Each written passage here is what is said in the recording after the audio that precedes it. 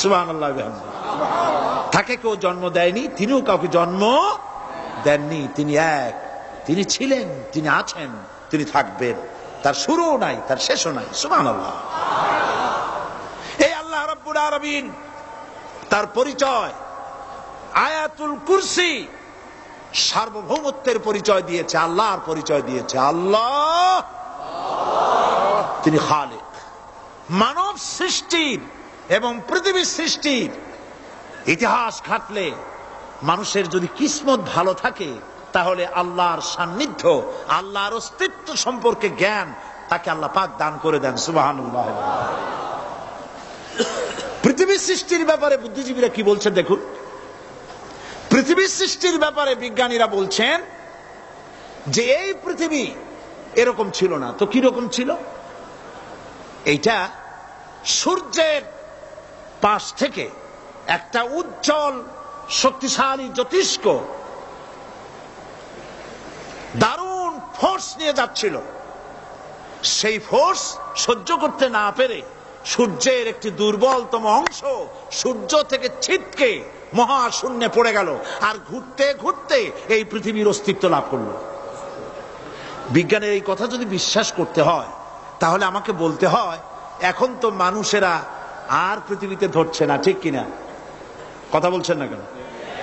মানুষ পৃথিবীতে এখন ধরতেছে। বিভিন্ন দেশ খালি বলতেছে মানুষ কমাও, সন্তান কমাও, বিভিন্ন পদ্ধতি গ্রহণ করো, আর মানুষ বাড়ায়ও না, অস্থির হয়ে গেছে। তো মানুষের পদবরে পৃথিবী এখন ভর্তি। এখন কেন দয়া করিয়া আর একটা জ্যোতিষ্ক সূর্যের পাশ দিয়ে গিয়া আর একটা দুর্বলতম অংশ ছিটকে ফেলায় দিয়ে এরকম একটা পৃথিবী বানায় দেয় না? তার অর্থ হচ্ছে দুর্ঘটনার মধ্য দিয়ে যা হয় তা কখনো মানুষের গ্রহণযোগ্য হয় না, আর যা কিছু গ্রহণযোগ্য তা সবই পূর্ব পরিকল্পনা প্রসূত। যেমন দৃষ্টান্ত দিতে গিয়ে আমি বলি, দুটো গাড়ি মুখোমুখি হয়ে অ্যাক্সিডেন্ট করলো, কাঁচগুলো ভেঙে ভেঙে চুরমার হয়ে গেল। এই মুহূর্তে চশমায় লাগানো যায় এরকম একটা সাইজ করা কাঁচ পাওয়া যাবে কি? পাওয়া যাবে? রেলগাড়ি অ্যাক্সিডেন্ট হলো, হাজার লোহার টুকরা পড়ে গেল, এক্ষুনি একখান কোদাল, একখান খন্তা, একখানা শাবল, একখানা দা, একখানা বটি অথবা জুতোয় মারার মতো একটা ছোট্ট পিনও প্রস্তুত আকারে পাওয়া যাবে কি? তাহলে বোঝা গেল অ্যাক্সিডেন্টের মাধ্যমে যা কিছু হয় তা মানুষের গ্রহণযোগ্য নয়, যা কিছু গ্রহণযোগ্য তা সব পূর্ব পরিকল্পিত। এখন আমি বলবো, বিজ্ঞানীদের কথা মতো যদি সূর্যের কোন দুর্বলতম অংশ মহাশূন্যে পড়ে এই পৃথিবী হয়ে থাকে, তাহলে এটা পরিকল্পনার ভিত্তিতেই হয়েছে। সেই পরিকল্পনাকারীর নাম কি? বলেন নাম কি? তবে আমি আপনাদেরকে নিশ্চিত করে বলতে পারি, সূর্যের কোন দুর্বলতম অংশ ছিটকে পড়ে অ্যাক্সিডেন্টের মাধ্যমে পৃথিবী হয় নাই। মহাপরিকল্পনার মাধ্যমে সৃষ্টি জগৎকে টিকে রাখার জন্য আল্লাহ রাব্বুল আলামিন আলাদাভাবে পৃথিবীকে সৃষ্টি করেছেন। বিজ্ঞানের কথার সাথে কোরআন শরীফের যদি কন্ট্রাডিকশন হয়, তাহলে কার কথা মানবেন? বিজ্ঞান না আল্লাহ? জোরে বলেন, বিজ্ঞান না আল্লাহ? বিজ্ঞান বলছে, কোন সময় বলে পৃথিবী ঘোরে, কেউ বলে সূর্য ঘোরে, কেউ কয় আমরাও ঘুরি। এখন আসলে ঘোরে কে? ফয়সালা কার কাছ থেকে নেবেন? আল্লাহ রাব্বুল আলামিন কোরআন শরীফের ভিতরে বলেছেন, লাশ-শামসু ইয়ামবাগি লাহা আন তুদরিকাল কামারা ওয়ালাল লাইলু সাবিকুন নাহার ওয়া কুল্লুন ফি ফালাকি ইয়াসবাহুন। প্রবল জ্ঞানী হইবে যাহারা, আপন মনেতে বুঝিবে তাহারা, রাত্রি পারে না আগে যাইবার, দিনের স্থান করি অধিকার। চন্দ্র বাদে না সূর্যের গায়েতে, সূর্য পারে না চন্দ্রকে ধরিতে, যার যে স্থান বহাল রাখিয়া ভ্রমণ করিছে খোদাকে ডরিয়া। একটি নির্ধারিত সময় সীমা পর্যন্ত আপন আপন কক্ষপথে সব দৌড়াদৌড়ি করবে, কারো সাথে অ্যাক্সিডেন্ট হবে না কারো। ওয়াকুল্লুন ফি ফালাকি ইয়াসবাহুন, যা আছে মহাশূন্যে সব ঘুরতেছে। কে বলে? বলেন সবাই কে বলছে? কোন সূরা? সূরা ইয়াসিন। আবার শুনুন, আল্লাহ পাক ফয়সালা দিচ্ছেন ঘোরে কেডা? শুধু সূর্য ঘোরে না, শুধু চন্দ্র ঘোরে না, আল্লাহ মহাশূন্যে যা রেখেছেন সব ঘুরতেছে, সবই সন্তরণশীল, সব গতিশীল। সুতরাং ফয়সালা তো আল্লাহর কাছ থেকে নিতে হবে।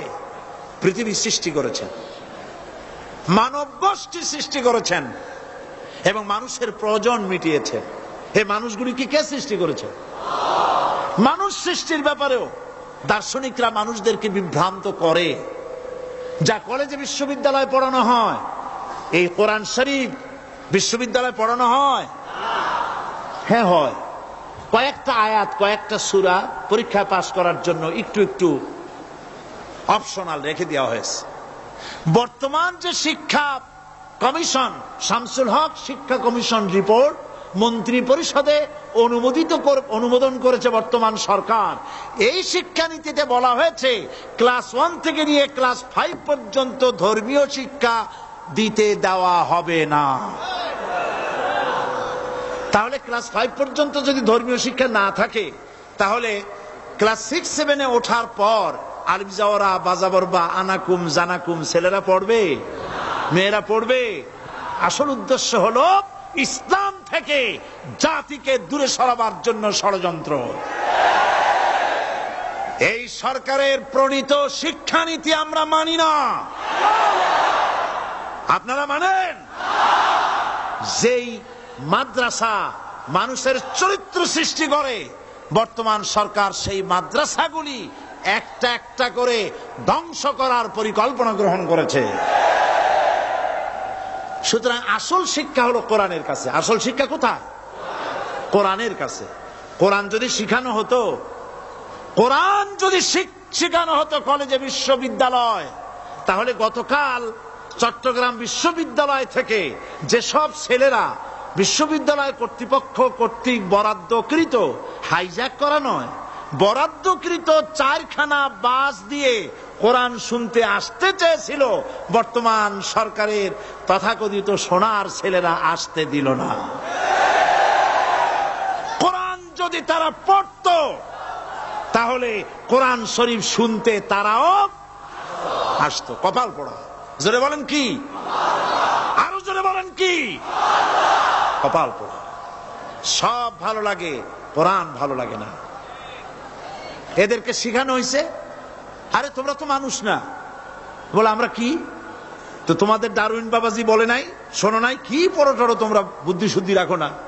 ডারউইন বলেছে, থিওরি অফ ইভলিউশনের মধ্যে বলেছেন মানুষ মানুষ না। বলে কি? মানুষ হলো বান্দর। কপাল পোড়া। কি কপালে লেখা থাকে? কাজে কামে প্রকাশ হয়ে যায়। ডারউইন বলল মানুষ মানুষ না। আলফ্রেড বললেন মানুষ হলো মানুষই ঠিক, তবে মানুষ হলো সেক্স সর্বস্ব জীব। সেক্স সমস্যার সমাধান করলে মানুষের সব সমস্যার সমাধান হয়ে যাবে। কার্ল মার্কস বললেন মানুষ হলো পেট সর্বস্ব জীব, পেট সমস্যার সমাধান করে দিলে সব সমস্যা শেষ। আর ডারউইন বললেন মানুষ মানুষই না, মানুষ কি? বলে বান্দর। ওরাং ওটাং, শিম্পাজি আর ব্যাং থেকে মানুষের উৎপত্তি হয়েছে। আমি যখন জীবনের প্রথম শিম্পাজি দেখলাম, ওরাং ওটাং দেখলাম, তখন আমি মনে করেছি যে ডারউইন খামোখা ভুল করে নাই। এইটা দেখেই ও মনে করেছে যে এই হচ্ছে আমার মাতামহের গোষ্ঠী, এই হলো পিতামহের গোষ্ঠী। আপনারা একটু মাথা কাটায় চিন্তা করেন, মানুষ যদি বান্দর থেকে হবে, আজও বানর ফরেস্ট এরিয়া আছে কিনা বাংলাদেশে? চিল্লায় বলেন আছে কিনা? তো মানুষ যদি বান্দর থেকেই হবে, আপনারা কি কোনোদিন দেখেছেন যে একটা বান্দরের কোমর পর্যন্ত মানুষের মতো হয়ে সারছে? আর কিছুদিন গেলেই পুরা মানুষ হয়ে যাবে। গলা পর্যন্ত মানুষের মতো হয়ে গেছে, আর কদিন গেলেই মানুষ হয়ে যাবে। দেখছেন কখনো? আচ্ছা আপনারা বলেন, পাবদা মাছ আপনারা চট্টগ্রামে কি বলেন? পাবদাই বলেন। পাবদা মাছ দেখতে কি মাছের মতো লাগে? বোয়াল মাছের মতো। কোন পাগলে কি বলছে কথা যে বোয়ালের পূর্বপুরুষ পাবদা? পাবদাগুলি পুটি টুটি খাইয়া খাইয়া আস্তে আস্তে বোয়াল হয়ে গেছে, এ কথা কেউ বলে? আচ্ছা, শোলের যে ছোট সাইজ, শোল মাছ, গজাল মাছ, এর যে ছোট্ট সাইজ, ভর্তা করে খায়, শুটকি বানায় খায়, ওগুলোর কি বলে? টাকি মাছ। এই টাকি মাছ দেখতে শোল মাছের মতো। কেউ পাগলকে আজ পর্যন্ত বলেছে যে শোল মাছের পূর্বপুরুষ টাকি, টাকিগুলা সার মার খাইয়া আস্তে আস্তে শৌলে পরিণত হয়ে গেছে? কেউ বলেছে কখনো? ডারউইন কয় বোতল খাইয়াছে এই মতবাদ লিখছে আল্লাহ বারো জানে। যে বান্দরের থেকে মানুষ আবিষ্কার হয়েছে, নাউজুবিল্লাহ। এগুলি পড়ানো হয় কলেজে, বিশ্ববিদ্যালয়, তাই আমাদের সোনার ছেলেরা বান্দরামি করে। ওদের যদি পড়ানো হইতো তোমরা বান্দরের গোষ্ঠী নও, তোমরা মানুষ। মর্যাদা কার বেশি, বান্দরের না মানুষের? এ পৃথিবীর প্রথম মানুষকে আদম আলাইহিস সালাম। আদম হইছেন কি দিয়ে? মাটি দিয়ে। আল্লাহ রাব্বুল আলামিন যিনি মানুষ সৃষ্টি করেছেন, তিনি কোরআন শরীফের ভিতরে বলে দিয়েছেন, আমি প্রথমেই বলেছি, আপনারা লক্ষ্য করুন, এই কোরআন তাবিজের কিতাব নয়, এই কোরআন তদবিরের কিতাব নয়, ঝাড়ফুঁকের কিতাব নয়। কোরআন হলো পৃথিবীর মানুষের জন্য কোড অফ লাইফ, পূর্ণাঙ্গ জীবন বিধান। সবকিছু আল্লাহ পাক কোরআনের ভিতরে বলে দিয়েছেন, কোন জিনিস বাদ দেন নাই। আপনি আমি কেমনে সৃষ্টি হয়েছি আল্লাহ পাক কোরআনের ভিতরে বলেছেন, ইন্না খালাকনাকুম মিন তুরাবিন সুম্মা মিন নুতফাতিন সুম্মা মিন আলাকাতিন সুম্মা মিন মুদগা। নিষ্প্রাণ মাটি দিয়ে তোমাকে উৎপন্ন করা হয়েছে, নিষ্প্রাণ মাটি উপাদান দিয়ে তোমাকে তৈরি করা হলো।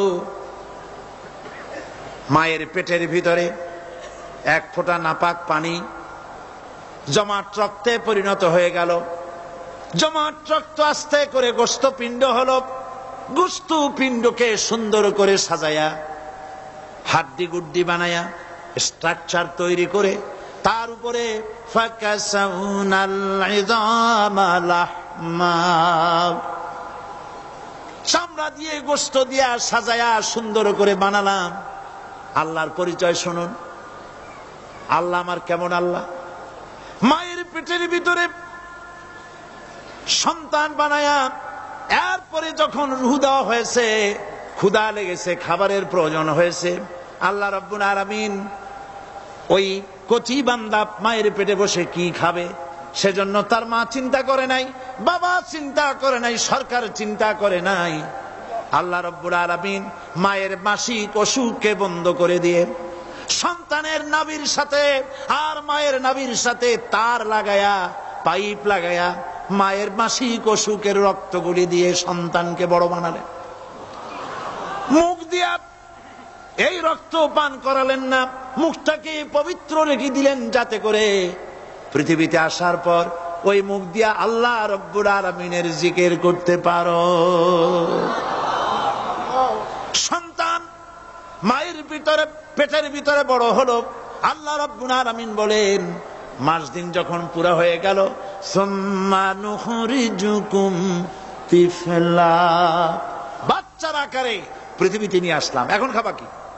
পৃথিবীতে যখন বাচ্চা এলো, তখন তার পেটের সাথে যে সংযোগ ছিল মায়ের নাভির সাথে আর সন্তানের নাভির সাথে, সেই সংযোগ তার আর কি থাকলো?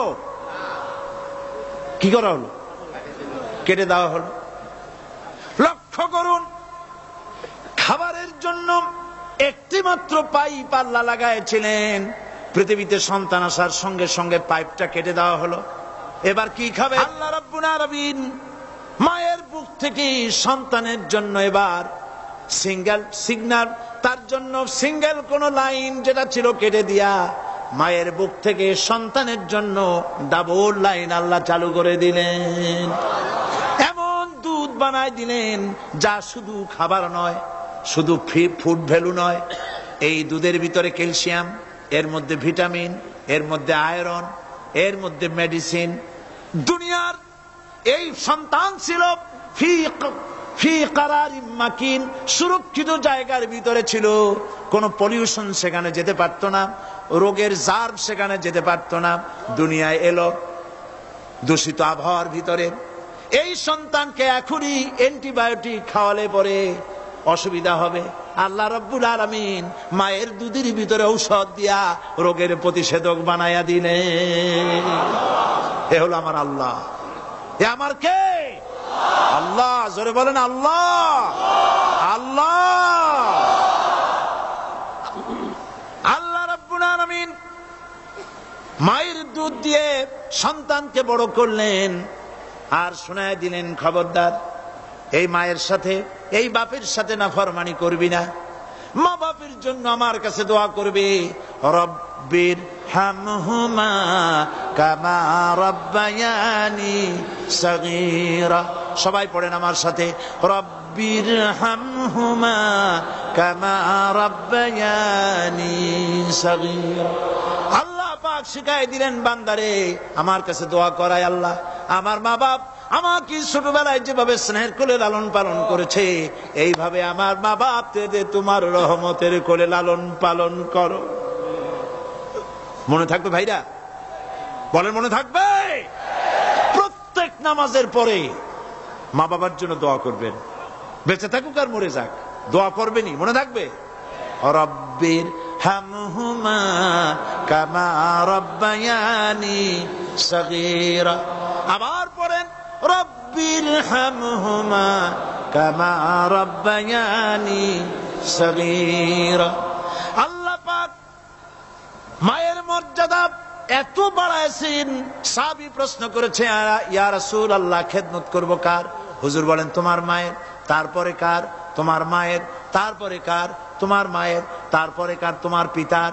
বাপের চাইতে মায়ের মর্যাদা আল্লাহ 3 গুণ বাড়াইয়া দিলেন, 3 গুণ বৃদ্ধি করে দিলেন। হাদিস শরীফে এসেছে, হযরত আবু হুরায়রা রাদিয়াল্লাহু তাআলা আনহু রাসূলের কাছে এসে রাতের বেলায় কাঁদতেছিলেন। হুজুর প্রশ্ন করলেন, আবু হুরায়রা কাঁদো কেন? হযরত আবু হুরায়রা বলছেন, হুজুর মা আমাকে মেরেছে। তিনি প্রশ্ন করলেন, আচ্ছা মা তোমার মারলো কেন? তুমি কি কোনো বেয়াদবি করছো? তিনি বললেন না, তবে মারলো কেন? হযরত আবু হুরায়রা বলেন, ইয়া রাসূলুল্লাহ আপনার খেদমত থেকে বাড়ি ফিরতে আমার দেরি হয়ে গিয়েছিল। গভীর রাত্রে যখন বাড়ি গেছি, মা আমাকে প্রশ্ন করলেন, বাবা দেরি হলো কেন, কোথায় ছিলি? তাম পৃথিবীর মানুষ যেই কদম মোবারক চুমু দিতে পারলে ধন্য হয়ে যায়, সেই আখিরি জামানার পয়গম্বর নবী মুহাম্মদ রাসূলুল্লাহ সাল্লাল্লাহু আলাইহি সাল্লামের দরবার থেকে আসতে আমার দেরি হয়ে গেছে। ইয়া রাসূলুল্লাহ আমার মা আপনার নাম শুনে তার গা জ্বলে উঠল, তিনি কাফের মুশরিকা। আপনার নাম শুনে অগ্নি শর্মা হয়ে আমাকে ধরে পিটানো আরম্ভ করলেন আর বললেন, আবু হুরায়রা হয় মুহাম্মদ সাল্লাল্লাহু আলাইহি সাল্লামের বাড়ি ছাড়বি, নইলে আমার বাড়ি ছাড়বি, কি করবি বল? মার খেতে খেতে আমি বললাম, মা তোমার গায়ে যত শক্তি আছে আমারে মারো, তোমার বাড়ি শুদ্ধ, তাম দুনিয়াটা ছেড়ে দিতে পারি, মুহাম্মদ রাসূলুল্লাহর কদম মোবারক ছেড়ে দিতে পারি না। হুজুর আমার মা গলা ধাক্কা মেরে আমাকে বের করে দিয়েছেন। হুজুর বলছেন, আবু হুরায়রা মা তোমাকে মেরেছে আর আমার কাছে নালিশ করছো, আমি তোমার মায়ের কোনো বিচার করতে পারবো না। সুবহানাল্লাহ। এত বড় পাওয়ারফুল নবী, শানওয়ালা, ইজ্জতওয়ালি, বরকতওয়ালি, এত বড় নবী বলছেন মা মেরেছে, আমার করার কিচ্ছু নাই। সুবহানাল্লাহ। তোমার মা মুশরিকা হোক আর যাই হোক, তোমার মা। সুবহানাল্লাহ বলেন। আমার বন্ধুগণ, হযরত আবু হুরায়রা বলেন, ইয়া রাসূলুল্লাহ মায়ের বিরুদ্ধে কোনো অভিযোগ নিয়ে আমি আপনার কাছে আসি নাই। হুজুর বললেন, কেন আসছো বলো খুলে। আবু হুরায়রা বলেন, হুজুর আমি জানি আপনি আল্লাহর দরবারে যদি কোনো ব্যাপারে হাত তোলেন আল্লাহ মঞ্জুর করে ফেলেন। আপনি দয়া করে আমার মার জন্য দোয়া করেন, আল্লাহ যেন হেদায়েত দিয়ে দেন। আমার নবীজি দুখানে হাত উত্তোলন করলেন, বললেন, আল্লাহুম্মা ইহদি উম্মা আবি হুরায়রা, আয় আল্লাহ আমি দোয়া করতেছি আবু হুরায়রার মাকে হেদায়েত নসিব করো। হুজুর হাত তুলে মোনাজাত করছেন, আবু হুরায়রা দৌড় দিলেন বাড়ির দিকে। কয়েকজন সাহাবী হযরত আবু হুরায়রার জামা টেনে ধরেছে, এই ভদ্রলোক দৌড়ায় কেন? এত শান্ত মানুষ, কখনো গরম হয়ে কারোর সঙ্গে কথা বলে না।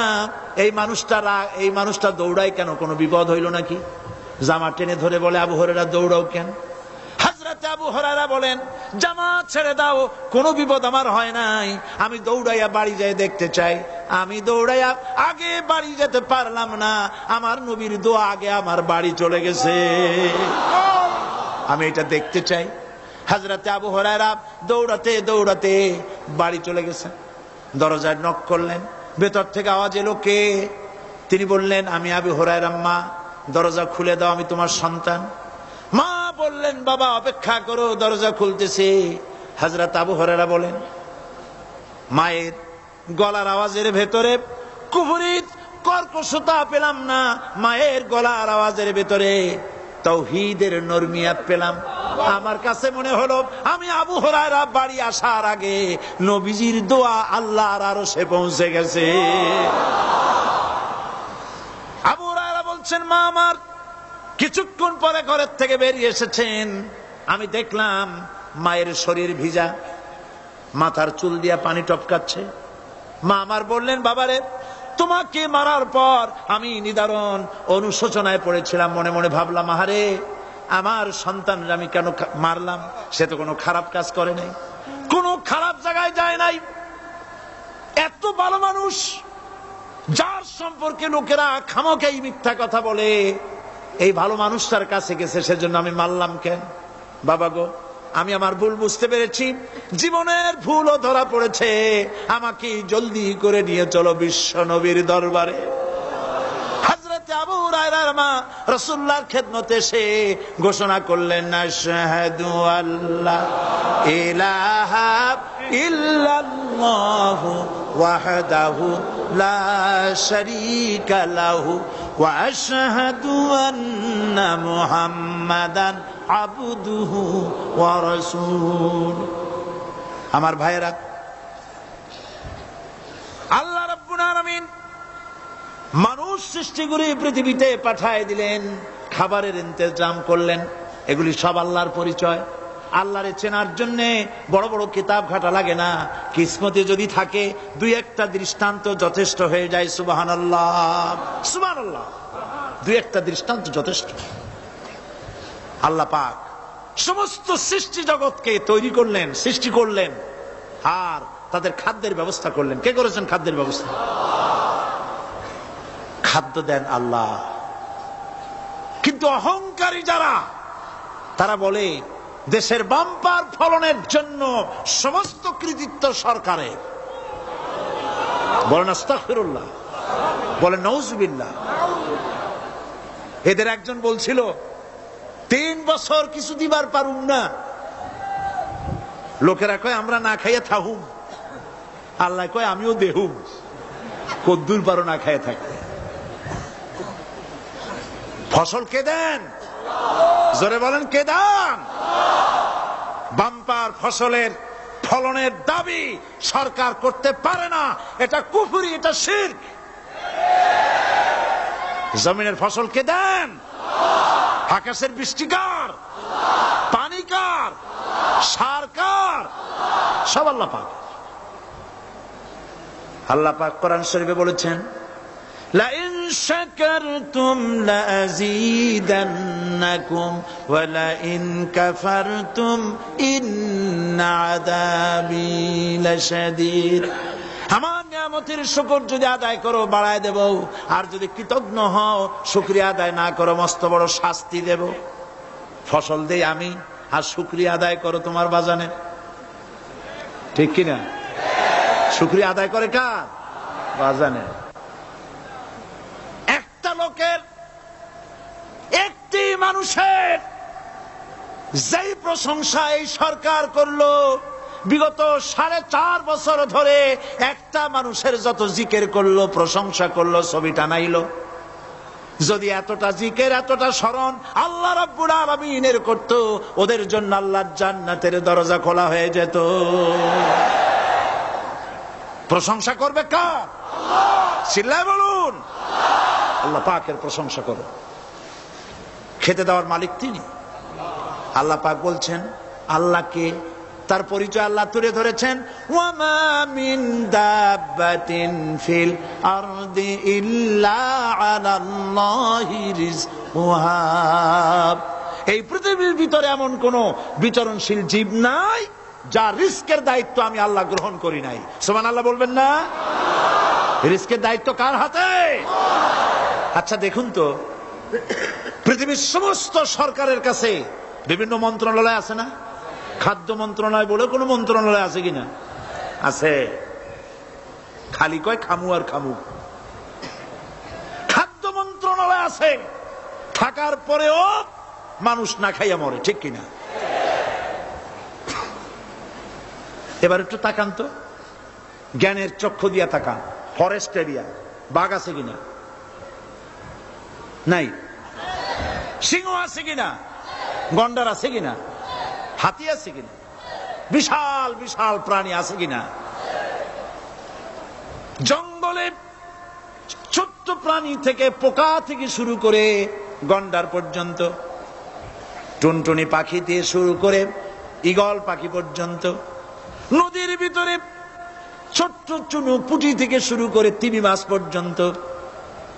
প্রাণী তত্ত্ববিদরা বলেছেন সমুদ্রের ভিতরে এমন এমন বড় বড় তিমি আছে যে একটা তিমির ওজন 5000 টন পর্যন্ত হয়ে যায়। 5000 টন তিমিটার ওজন। এর যখন বাচ্চা হয় তখন বাচ্চার দৈনিক দুধ লাগে 50 থেকে 60 মণ পর্যন্ত। কে ব্যবস্থা করে? রুহান মান ফেরেশতা। তো ওর মা যেমন বাচ্চা তো সেরকম হবে, ঠিক কিনা? কে দেয় খাবার? এবার দেখেন তো, আপনার দেশের এই জঙ্গলে কত হাতি আছে। হাতিরা মিছিল করে আসছে যে আল্লাহ আমাদের এখন আর খাইতে টাইতে দিতে পারে না, বাংলাদেশের গভর্নমেন্ট কিছু দাও। আসছে না, খাইয়া ক্ষুধার জ্বালায় হাতি মরেছে, বাঘ মরেছে, সিংহ মরেছে। এর কোন দৃষ্টান্ত আছে? ক্ষুধার জ্বালায় আকাশের উড়ন্ত পাখিরা ছটফট করে মারা গেছে, দৃষ্টান্ত আছে? নদীর মাছেরা ক্ষুধার জ্বালায় ভেসে উঠেছে, না খাইয়া মরে গেছে, দৃষ্টান্ত আছে? মহান আল্লাহ রাব্বুল আলামিন কোরআন শরীফের ভিতরে বলেছেন অনেক প্রাণী এমন আছে যারা তাদের খাদ্যকে সঞ্চয় করে না, খাদ্যকে জমা করে না, আহরণ করে না। সকাল বেলায় একটা খাবার খেলো, দুপুরে কি খাবে তার জানা নাই। শকুন পৃথিবীর মাটি থেকে 3 মাইল উপরে ওড়ে, তার চোখকে আল্লাহ পাক এত তীক্ষ্ণ বানিয়ে দিয়েছেন, এই চট্টগ্রামের কোথায় মরা গরু আছে 3 মাইল উপর দিয়ে দেখতে পায়? সুবহানাল্লাহ করতে ইচ্ছে করে না। এই প্রাণীগুলি খাবারগুলি কোন গভর্নমেন্ট জোগাড় করে রাখে নাই। আল্লাহ পাক বলেন সবার খাবার আমি দেই। সকাল বেলায় সমস্ত প্রাণীগুলি, মহাশূন্যে পাখি, পানির ভিতরে মৎস্যরাজি, জঙ্গলের ভিতরে হিংস্র প্রাণী, পোকামাকড় থেকে শুরু করে সবগুলো খালি পেটে সব বেরিয়ে যায়, কারো কোনো খাবারের মজুদ নাই। সন্ধ্যা হতে না হতে সমস্ত প্রাণীগুলির পেট ভরাইয়া আমি আবার যার যার ঘরে ফিরায় দেই। ওয়ামা মিন দাব্বাতিন ফিল আরদি ইল্লা আলাল্লাহি রিজকুহা। সমস্ত প্রাণী রিজকের দায়িত্ব আমি আল্লাহর হাতে। কে দেয় রিজক? জোরে বলুন, কে দেন? আল্লাহ পাক। কি খাবেন সব আল্লাহ জোগাড় করে দিয়েছেন। তরি তরকারি জোগাড় করেছেন, মাছ জোগাড় করেছেন, চাউল দিয়েছেন, খাবার দিয়েছেন, গোশত দিয়েছেন, সব দিয়ে দিয়েছেন। আল্লাহ রাব্বুল আলামিন সমস্ত জিনিস দিয়ে মানুষকে আল্লাহ পাক তার জন্য আল্লাহ সব করেছেন। খালাকালাকুম মা ফিল আরদি জামিআ। এই পৃথিবীতে যা তৈরি করেছে সব তোমার জন্য। এ হচ্ছে আমার আল্লাহ, এ হচ্ছে আমার কে? আল্লাহ। সে আল্লাহ পাক বলছেন, আল্লাহর পরিচয় তিনি স্রষ্টা, তিনি রিজেক দাতা। এবার আইনদাতা কে? আইনদাতা কে? আরো জোরে বলুন। আইনদাতা আল্লাহ হচ্ছে আল্লাহর পরিচয়। ইনিল হুকমু ইল্লা লিল্লাহ আলা লাহুল খালকু ওয়াল আমর সৃষ্টি যার, আইন চলবে তার। আমার দেশে আল্লাহর আইন চলছে? আমাদের দেশের কল কারখানা, ক্ষেত খামার, অফিস আদালত আল্লাহর আইন অনুযায়ী চলে? চলে না। বরং আল্লাহর আইনকে মুছে ফেলার জন্য, নিজেদের আইন সৃষ্টি করার জন্য প্রচেষ্টা চালানো হচ্ছে। আল্লাহর আইন মানুষের জন্য সব থেকে বেশি উপযোগী, কারণ সৃষ্টি করেছেন কে? বলেন, কে করেছেন? আল্লাহ। প্রত্যেকটি মেশিন আপনি যা কিনবেন, রেডিও হোক, টিভি হোক, যে কোনো যন্ত্র হোক, গাড়ি হোক, তার সাথে একটা লিটারেচার, একটা বই তার সঙ্গে দিয়ে দেওয়া হয়। ওই বইয়ের মধ্যে লেখা থাকে এটা কিভাবে চালানো হবে, অপারেট করা হবে, তার সিস্টেম লেখা থাকে। আপনার ইচ্ছা মতো চালাইলে হবে না।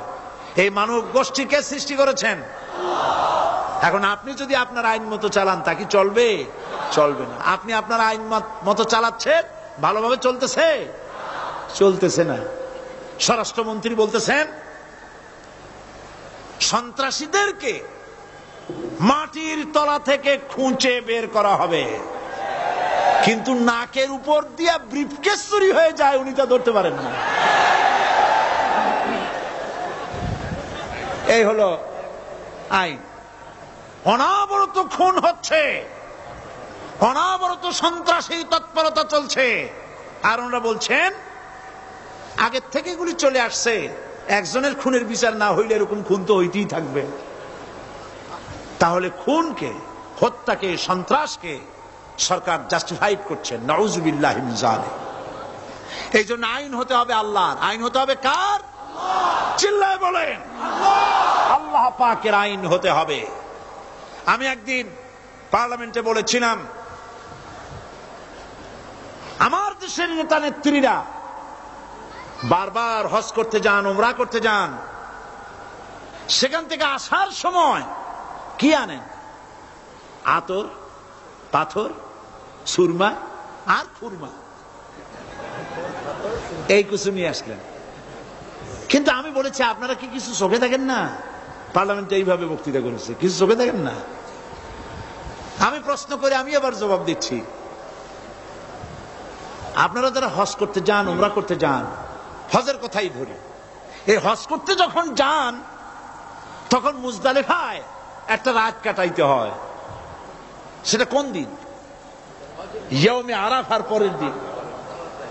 এই মাঠে দালান কোঠা আছে, এখানে বেড়া আছে, শামিয়ানা আছে, পর্দা আছে, তাবু আছে, কিচ্ছু নাই।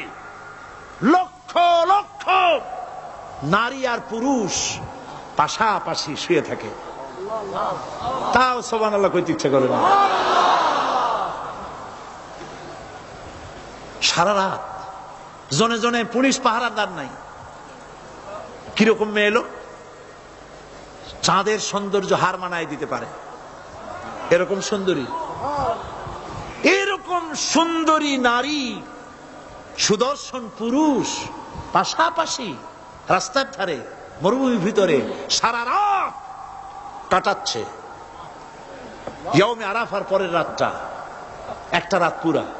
এভাবে চলতেছে বছরের পর বছর, শতাব্দীর পর শতাব্দী, সহস্রাব্দীর পরে সহস্রাব্দী। আমি প্রশ্ন করি, পৃথিবীর ইতিহাসে কেউ কি এমন কথা বলতে পেরেছে, লিখতে পেরেছে যে মুজদালিফার রাতে সেখান থেকে 10টা নারী হাইজ্যাক হয়েছে, 5টা নারী লাঞ্ছিত হয়েছে? বলতে পারবে? গভীর রাত্রে পুরুষ সঙ্গী ছাড়া সুন্দরী রমণী, যুবতী রমণী একাকিনী নিজের ঘর ছেড়ে আল্লাহর ঘরে তাওয়াফ করতে আসে। তাওয়াফ সেরে তাহাজ্জুদের নামাজ পড়ে আল্লাহর কাছে মোনাজাত করে একা একা হাজার হাজার লাখো পুরুষের ভিতর থেকে আপন ঘরে ফিরে যায়। কারো বাবার হিম্মত নাই একবার তাকায় সে তো রূপ উপভোগ করার জন্য আবার তাকায়, অথবা তার আঁচল ধরে টান মারে। আছে ইতিহাস? কথা কন না কেন? সুন্দরী একটা মাইয়া মক্কা থেকে, মদিনা থেকে পাওয়া যায় না, 15 দিন হয়ে গেছে। হয়েছে কখনো? এবার জবাব দেন, কেন হয় না? কেন হয় না? আমার দেশের মেয়েরা রাস্তা দিয়ে হাঁটতে পারে না। হাই স্কুল মেয়েদের কলেজ যখন ছুটি হয়, তথাকথিত সোনার ছেলেরা গেটের সামনে এতিমের মতো কালায় থাকে। অনবরত হাইজাক হচ্ছে, ধর্ষণের সেঞ্চুরি হচ্ছে। আর ওখানে হয় না কেন? ওখানে হয় না এই কারণে, এই কোরআনের আইন আল্লাহ রাব্বুল আলামিন যে আইন দিয়েছেন, ওখানে আইন বলবৎ আছে নাকি? আছে কিনা?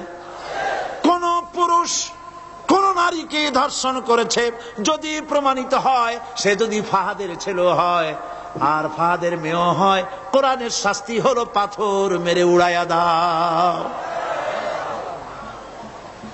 তাকে জানিয়ে দেওয়া হবে রেডিও টিভির মাধ্যমে, জেনাকারের ব্যভিচারীর শাস্তি হবে। চতুর্দিকে হাজারো লোকেরা দাঁড়াবে, হাতে পাথর নিয়ে, পাথর মেরে তাকে তার গোশত হাড্ডি বাতাসের সাথে উড়ায় দেবে।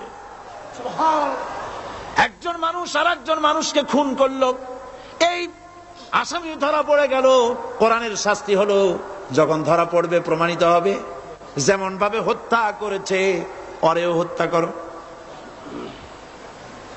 এই দৃশ্য, এই আইন যদি বাংলাদেশে যদি এই আইন চালু হয়ে যেত, খুনের আসামি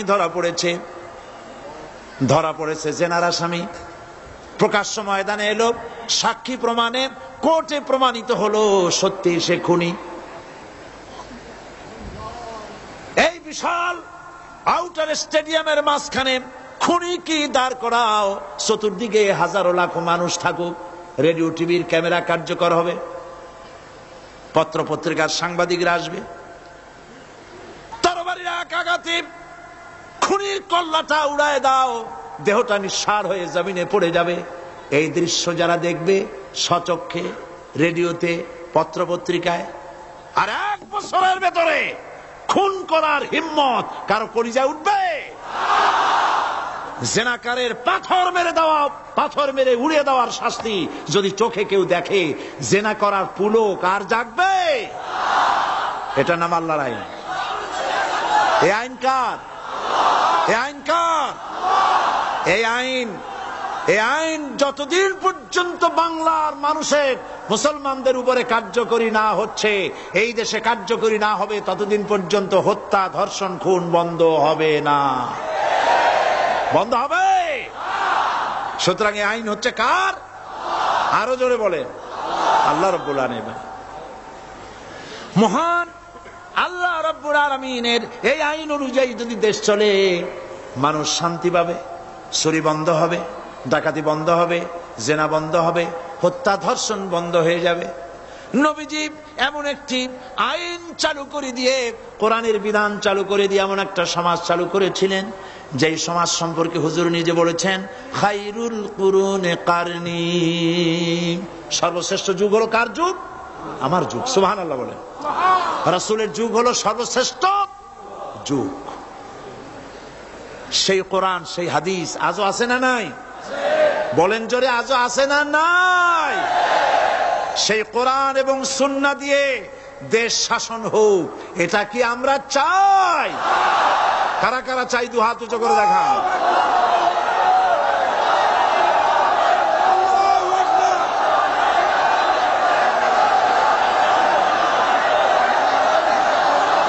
আরে ভাই, আপনারা দাঁড়ায় গেলেন কেন?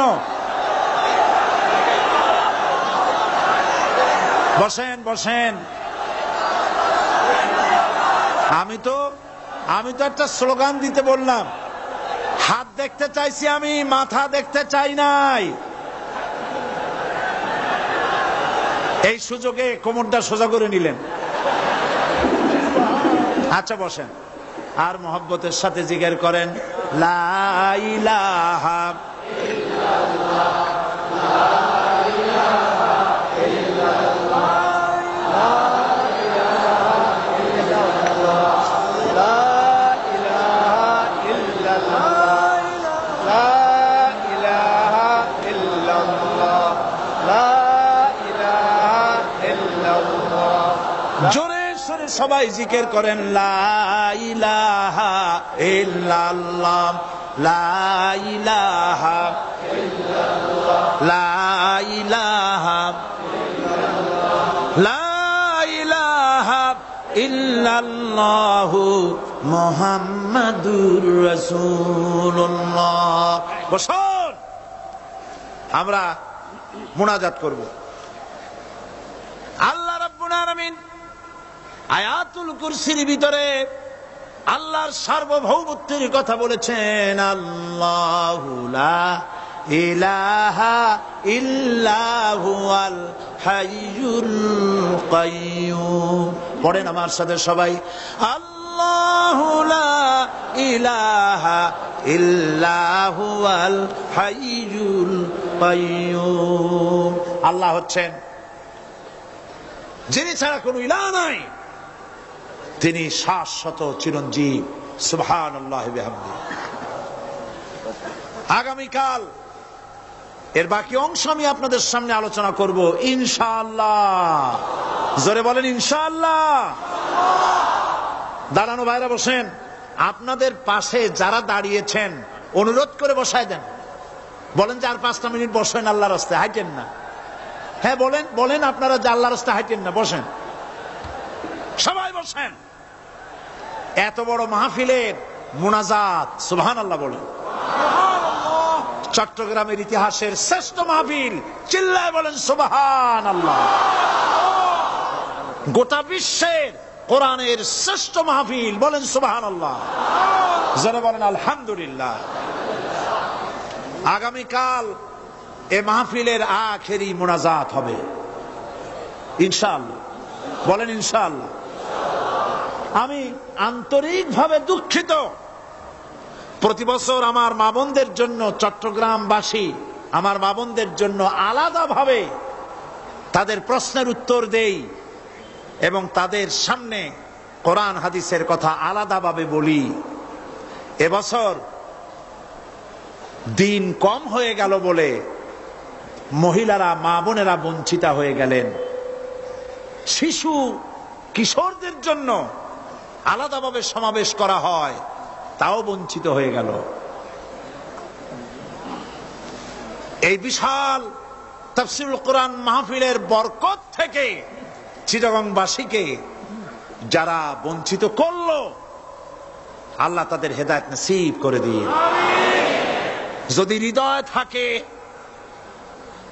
যদি হৃদয় বলে কিছু থাকে, বিবেক বলে যদি কিছু থাকে, আর শরীর যদি মুসলমানের পিওর রক্ত থাকে, তাহলে বাড়ি বসে অনুশোচনা করা উচিত, চোখের পানি ফেলানো উচিত ওই সব লোকের যারা এই বরকতপূর্ণ মাহফিলকে বাধা দিয়েছে।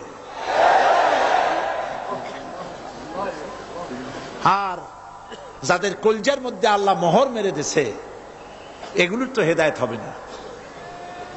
যাদেরকে আল্লাহ পাক তৈরি করেছেন জাহান্নামের জন্য, ওদের কাছে মাহফিল অসহ্য, সহ্যই হবে না। নাউজুবিল্লাহ বলেন। চট্টগ্রামবাসীর জন্য তাফসীরুল কোরআন মাহফিল নিয়ামত।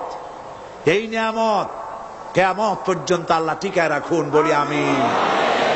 আগামীকালের আখেরি মোনাজাতে সমস্ত মুসলমান চতুর্দিক থেকে আল্লাহ পাকের নারা লাগাতে লাগাতে আসবেন। আল্লাহু আকবার, নারায়ে তাকবীর। গোটা চট্টগ্রাম, গোটা চিটাগং শহর আগামীকাল কোরআনের মিছিলের শহর হবে ইনশাআল্লাহ।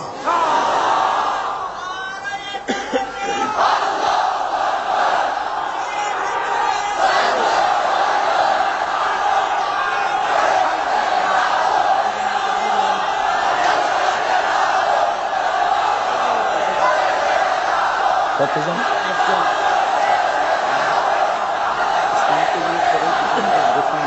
আপনি দেবেন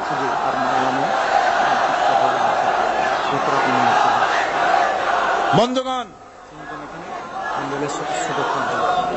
আজকে কোরআন শরীফের তাফসীর শুনে ইসলামের প্রতি আকৃষ্ট হয়ে 8 জন অমুসলিম ভাই ইসলাম কবুল করার জন্য এসেছে।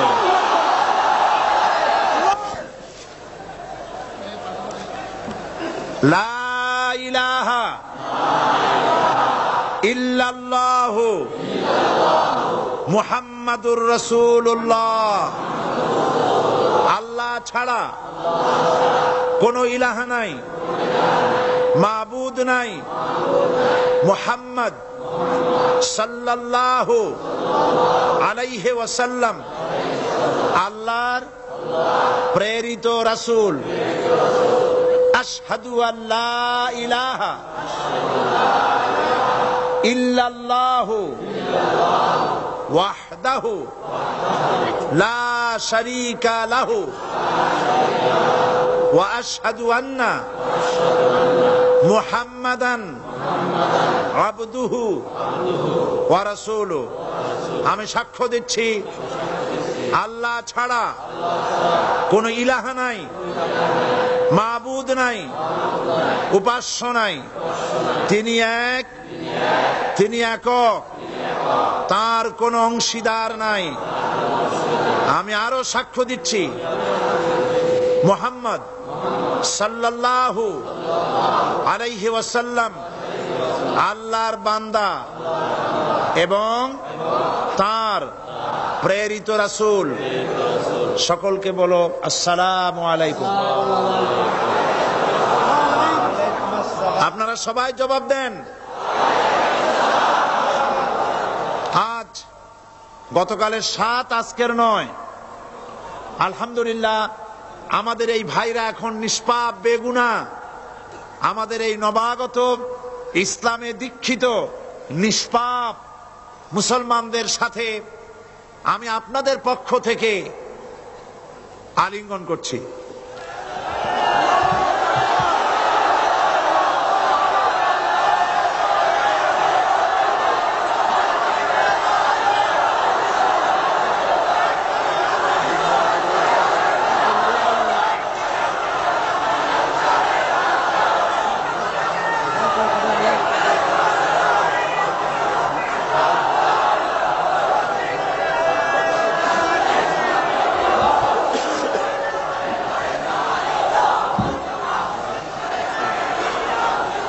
প্রিয় ভাই সব, আগামীকাল আপনারা দলে দলে চতুর্দিক থেকে আল্লাহ পাকের বড়ত্ব, মহানত্ব, শ্রেষ্ঠত্বের ঘোষণা দিতে দিতে আসবেন। আল্লাহর বড়ত্ব, বিরাটত্ব, মহানত্ব আর শ্রেষ্ঠত্বের ঘোষণা দিতে হয় কিভাবে? আল্লাহু আকবার। সবাই জোরে বলেন, আরো চিল্লায় বলেন।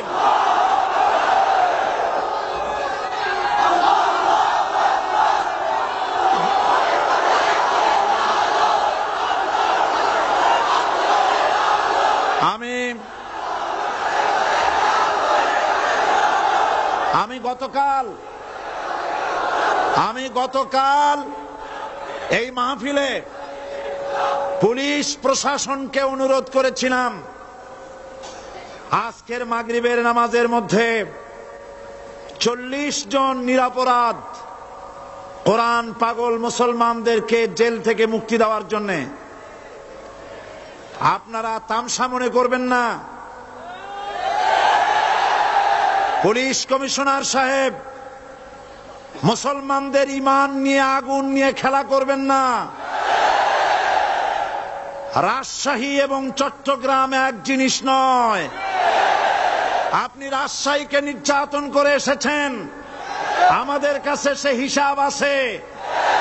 আপনি চট্টগ্রামের যদি এই মুসলমান ছেড়ে না দেন, আপনার মৃত্যু হবে, পাগল হয়ে মরবে।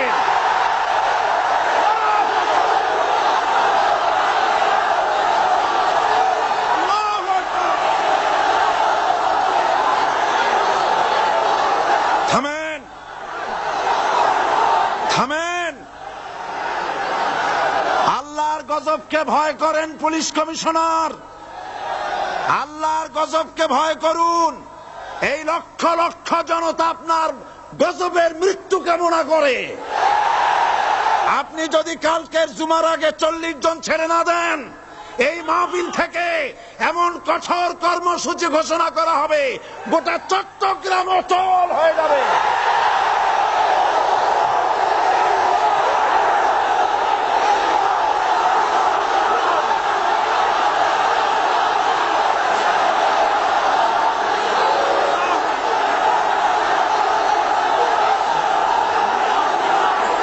বসুন, বসুন।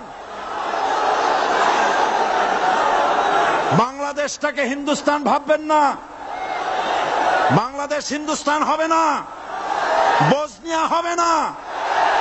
আপনাদের মতো দু চারটা দুরাচার পুলিশ কমিশনার একটা গভর্নমেন্টকে জনবিচ্ছিন্ন করার জন্য যথেষ্ট। আল্লাহ আপনাদেরকে হেদায়েত করুন। মুসলমানদের দুশমন, আল্লাহ এদেরকে হেদায়েত করুন। পাগলামি করবেন না, আল্লাহর গজবকে ভয় করুন। আল্লাহ পাক মুসলমানদেরকে ধৈর্য ধরার তৌফিক দান করুন। সবাই বলেন আমিন। আল্লাহ পাক মুসলমানদেরকে ধৈর্য ধরার তৌফিক দান করুন, বলেন আমিন। আমি আজ আপনাদের খেদমতে আরজ করি, আগামীকাল দলে দলে কোরআনের তাফসীরের মাহফিলের মোনাজাতে শরীক হন। আল্লাহ তৌফিক দান করুন। সমস্ত রকমের উস্কানির মোকাবেলায় শান্ত থাকবেন, ধৈর্য ধরবেন। রাজি আছেন? রাজি আছেন? আল্লাহ পাক আপনাদেরকে সকলকে ধৈর্য ধরার তৌফিক দান করুন। আমরা অত্যাচারের মোকাবেলা করব ঈমানি শক্তি দিয়ে ইনশাআল্লাহ। মোনাজাত করে যাওয়ার সময় আপনারা যতগুলি লাইব্রেরি আছে, অনেকগুলি বইয়ের দোকান আছে, কালকেও বলা হয়েছে, আজকেও বলছি, আপনারা যাওয়ার সময় বইগুলি খরিদ করে নিয়ে যাবেন। বিশেষ করে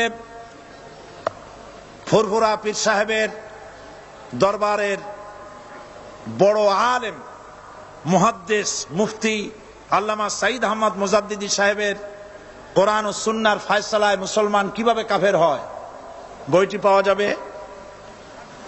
তারপরে খুররাম মুরাদ সাহেব রহমতুল্লাহ আলাইহ, তার লেখা রাসূল সাল্লাল্লাহু আলাইহি ওয়াসাল্লামের জীবনের কিছু উজ্জ্বল ছবি লাইব্রেরিগুলিতে পাওয়া যাবে। রিয়াজুস সালিহিন, এখানে রিয়াজুস সালিহিন এবং জামিয়া তিরমিজি, এই সমস্ত বই ঢাকা থেকে এসেছে। আল্লাহ আপনাদেরকে কেনার তৌফিক দান করুন। সবাই বলেন আমিন। কোরআন শরীফের তাফসীর কিনবেন, কিতাব কিনবেন, এগুলি আপনারা খরিদ করে নিয়ে যাবেন। জুমাবার আর একটি পত্রিকা জুমাবার, আহলুস সুন্নাতুল জামাতের মুখপত্র চট্টগ্রামের, এই পত্রিকাটি মাওলানা শামসুদ্দিন সাহেব আপনাদেরকে খরিদ করার জন্য অনুরোধ জানাচ্ছেন। এবং মা বোনেরা আগামীকাল মাগরিবের পরে স্টেডিয়ামে আসবেন ইনশাআল্লাহ। আপনাদের কথাবার্তা শোনানো আগামীকাল শোনাবো ইনশাআল্লাহ, আলাদাভাবে শোনানো যাবে না।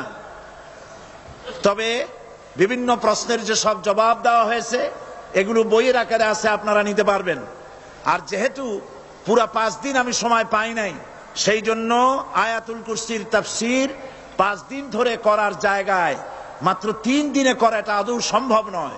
এই জন্য সৌদি আরবের শ্রেষ্ঠ আলেম শায়েখ মোহাম্মদ বিন সালেহ আল উসাইমিন, তার লেখা তাফসীর আয়াতুল কুরসি, যেটাকে আমি এডিট করেছি অনুবাদ হওয়ার পর, আয়াতুল কুরসির তাফসীর সমস্ত বুক স্টলগুলিতে পাওয়া যাবে।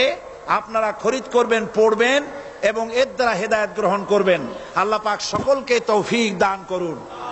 আর যাওয়ার সময় ইসলামী সমাজ কল্যাণ পরিষদের এই মাহফিলের বিশাল খরচের জন্য আপনারা সহযোগিতা করে যাবেন।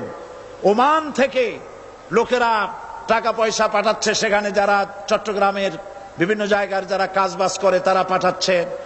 সৌদি আরব থেকে, কুয়েত থেকে, কাতার থেকে, যে যে জায়গার থেকে যতটুকুন পারতেছে সাহায্য করতেছে। কিন্তু সবচাইতে বড় দায়িত্ব হচ্ছে 30,000 টাকা পাঠিয়েছে আমার লাগবে। ওমানের ভাই বোনেরা সাহায্য করেছেন, সেজন্য তারা দোয়া চেয়েছেন। আল্লাহ যেন তাদের নেক কামনা পুরা করেন, আমরা বলি আমিন। তো এখন মোনাজাত হবে, আপনারা ভুলে যাবেন না। আপনারা সবাই এই মাহফিলের জন্য সাহায্য করে যাবেন এবং আগামীকালে মাহফিলে পাগল হয়ে মৃত্যু হলে সম্মতি শুনছে মৃত্যু হবে, সেটা শুধু বলতে হবে পাগল। একজন প্রশ্ন করেছেন, পুলিশ কমিশনার আগামীকাল মরবে, এরকম কথা আমি বলি নাই। এরকম কথা বলছি নাকি? বলছি? উল্টাপাল্টা কথা শুনবেন না। বলেছি কোরআন পাগল মুসলমানদেরকে আপনি জেলে আটকায়ছেন এবং আপনি আপনার চাকরির প্রমোশনের জন্য, সরকারের দৃষ্টি আকর্ষণের জন্য চট্টগ্রাম তাফসীর মাহফিলের বন্ধ করার সব থেকে বড় ভূমিকা আপনি পালন করেছেন।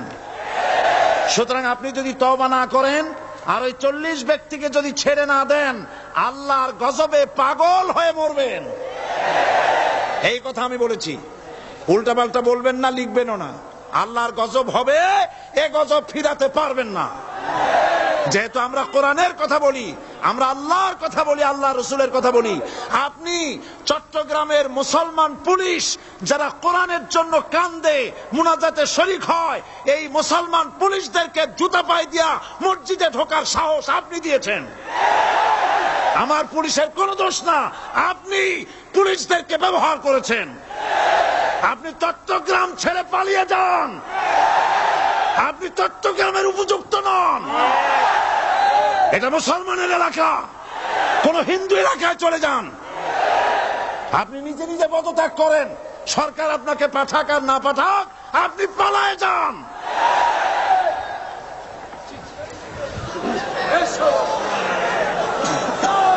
আল্লাহুম্মা আমিন।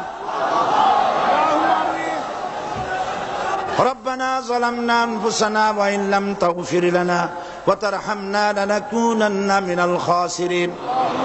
আয় আল্লাহ তাআলা, লক্ষ লক্ষ মুসলমান নরনারী দীর্ঘক্ষণ ধরে কোরআনের কথা আমরা শুনেছি। আল্লাহ তুমি দয়া করে মেহেরবানি করে আমাদের জিন্দেগির গুনাহ মাফ করে দাও রব্বুল আলামিন। আমাদের মা বাপ যারা কবরে শুয়ে আছেন, কবরগুলি কি জান্নাতের টুকরা বানায় দাও।